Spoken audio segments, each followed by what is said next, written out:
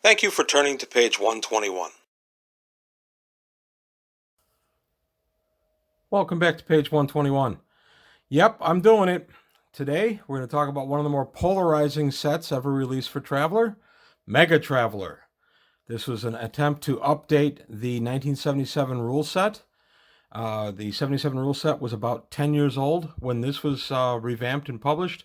This is published in 87 and lived through about 1983, which then saw the new era. I'm going to go ahead and show what was in the box, what I liked about it, and what was so polarizing about this particular box set.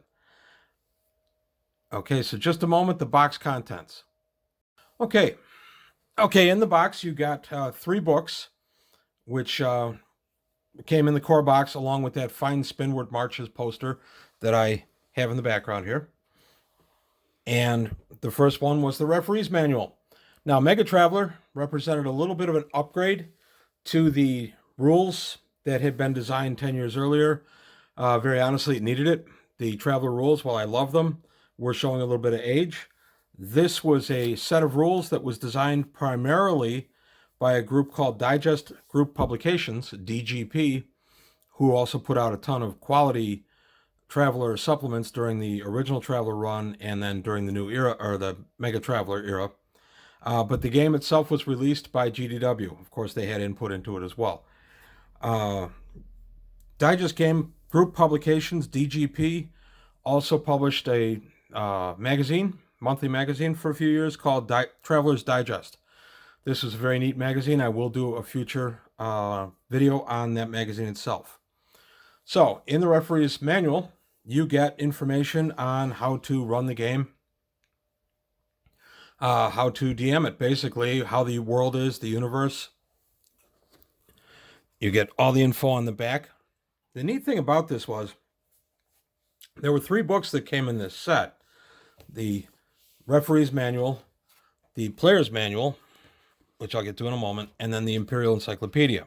I show all 3 because this set retailed for $30, and in it you got the box, of course, and then you got the nice poster. But you can actually buy all 3 of these books that were inside here separately. That's why they're all printed like they're standalone books. So if you didn't want to buy the box set for whatever reason, you could still pick up all the books you needed individually. Megatraveller updated the play of the game by introducing a cascade system of skills. So if, for instance, you're skilled with computers, then you would gain access to more advanced computer skills than if you had no skill with the base thing. So it was a cascade system that GDW kind of went over to. They ended up, it became their house system for 2300 also. It added some depth. It added a lot more complication to character creation, which I don't feel is something Traveller really needed. But you could have a lot more vibrant characters with this and much more detailed. You ended up with a lot more skills. It was a good system. I ran it when it came out, and I've run it a few times since. As I've said in the past, I'm more of if I'm playing Traveller, I'm going to play Traveller D20 or Traveller 20. I'll do a video on that down the line. But the main thing that this one did to us, notice I said to us, is it changed the universe. They wanted to bring some conflict in. So, well, you know what? I'll get to that in a moment. I'm going to go to the player's handbook next. So there's the player's manual. This was the book that you needed for all your careers, all the things you could do, weapons, your Navy class, Marines, mercenary characters, a lot more detail than was available from original Traveller. Essentially, this just grabbed a lot of stuff that had been developed over 10 years and threw it into one place, which is very helpful because my original Traveller campaign was still going when this dropped, and I didn't make an immediate transition to this. I stayed with the old system, but there's a lot of stuff in here I was able to use. And honestly, whatever version of Traveller you play, there's a bunch of stuff you can pull out of Megatraveller. And then we're going to go to the third book in the set, which was the Imperial Encyclopedia. This gave you the nuts and bolts of the actual official Traveller universe and what you were doing, how long it took you to travel by jump, by end space, normal space, the various races that were existent there, the technology levels. But the main thing that Megatraveller did, and the reason it became so controversial, is they wanted to advance the storyline, and they decided to advance it through conflict. So in the year 1116, the Emperor Strephon, at a formal ceremony, is assassinated along with a daughter, his wife, and an Aslan noble in a hail of gunfire by the traitor Dalinar, who's one of the lords of the Traveller Imperium. Dalinar claims the throne by right of assassination, which is something that's legal in Traveller, but it's viewed that because of the way Dalinar did it, it didn't really apply. Suddenly, the entire Traveller universe is thrown into conflict. You end up with something like 16 vying factions, all trying to get the throne for their own, backing the person that they feel is appropriate. You have Margaret show up, the false Strephon, who may or may not be the real Strephon. Maybe that was a body double that was killed. From the very get-go, we were never sure what happened here. Did Strephon really get killed? Was Dalinar the rightful successor?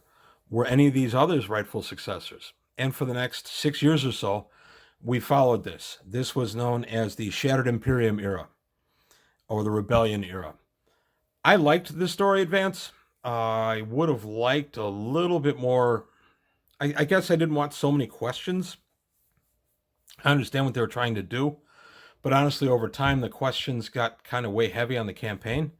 So I had to start answering them myself, and it turned out that some of the stuff I had chosen was in line with it. Strephon was a double that was assassinated. The real Strephon was still alive.